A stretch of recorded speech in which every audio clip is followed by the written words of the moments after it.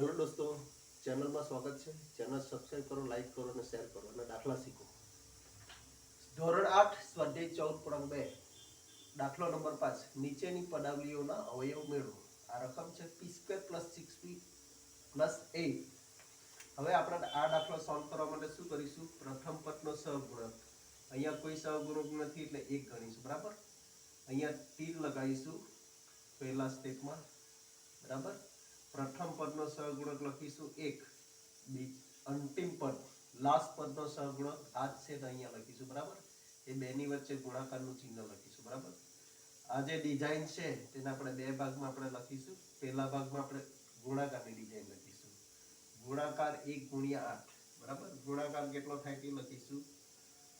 ગુણાકાર બરાબર, તો 1 × 8 એટલે કેટલો થાય છે? ગુણાકાર 8.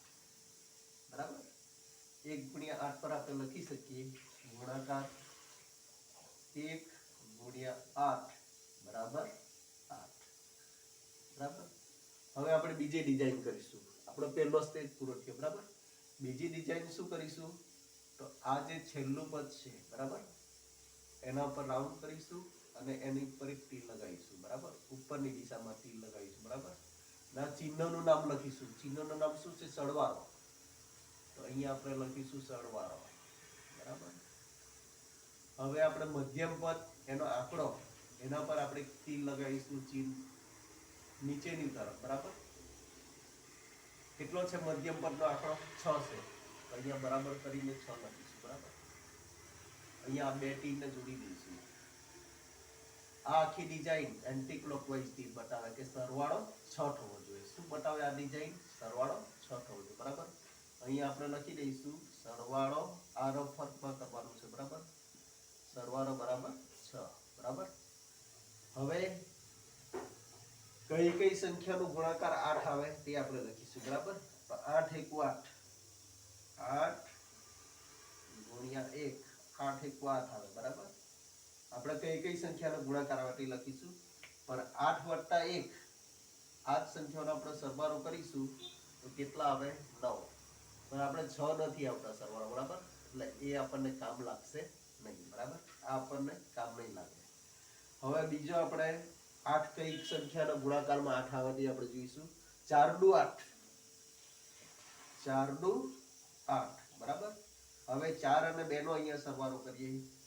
4 + 2 બરાબર 6 થાય. બરાબર, હવે આપણે જે સરવાળાનો જે આપણને મધ્યમ પદનો સરવાળાનો જે જોઈતો હતો આંકડો તે આપણને મળી ગયો છે. બરાબર, તો આ જે નીચેનું જે પદ છે તે બંને શરત પૂરી કરે છે. ગુણાકાર 8 થાય છે અને સરવાળો 6 થાય છે. બરાબર, ગુણાકાર અહીંયા 8 થવો જોઈએ.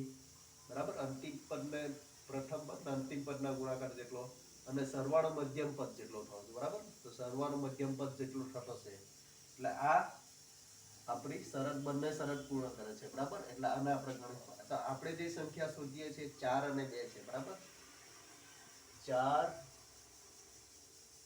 અને 2. બરાબર, હવે આપણે અહીંયા p છે તો આપણે બંનેને p લગાડીશું. 4p + 2p. બરાબર, અહીંયા સરવાળો છે એટલે વચ્ચે સરવાળાનું ચિહ્ન લખ્યું છે. બરાબર, કારણ કે અહીંયા આપણે સરવાળો લખેલું છે એટલે સરવાળાનું ચિહ્ન લખેલું છે. બરાબર, હવે આપણે આ રફ ફર્ક સાફ કરી દઈશું. રફ ફર્ક આપણે કાઢી નાખીએ. હવે આપણે અને વિસ્તૃત સ્વરૂપમાં લખીએ. બરાબર, બરાબર p². 1 લખવાની જરૂર નથી. બરાબર, 1 તો રહેલો જ હોય, આપણી સમજ માટે આપણે લખ્યો છે. તો p² પ્લસ હવે 6p ના આપણે બે ભાગ પાડ્યા છે. 4p + 2p 4p + 2p. બરાબર, પ્લસ આ અંતિમ પદ 8. બરાબર, હવે આપણે p કાઢીશું સામાન્ય. તો આમાં રહી જશે p + 4. બરાબર, એક p નીકળી ગયો p² માંથી. p² એટલે p × p. એક p નીકળી ગયો તો અહીંયા એક p બાકી રહી જશે. બરાબર, આ એક p બાકી રહી ગયો પ્લસ 4p. આ p એક p જતો રહ્યો એટલે 4 રહી ગયો. બરાબર, પ્લસ અહીંયા 2p + 8 છે. 8 એટલે 4 × 2. બરાબર, મતલબ 8 ની અંદર 2 રહેલા છે. બરાબર, તો અહીંથી 2 કાઢીશું બંનેમાં 2 છે એટલે 2 કોમન કાઢીશું તો 2 નીકળી ગયા. પી પહેલા પદમાં પી રહી જશે પ્લસ અહીંથી 2 નીકળી ગયા એટલે 4 રહી જશે. બરાબર. હવે આપણે આ બંને પદમાંથી p+4 કોમન લઈ લઈશું. p+4 બરાબર. તો છેલ્લા પદમાં p+2 રહી જશે. બરાબર. આ એનો જવાબ છે. બરાબર.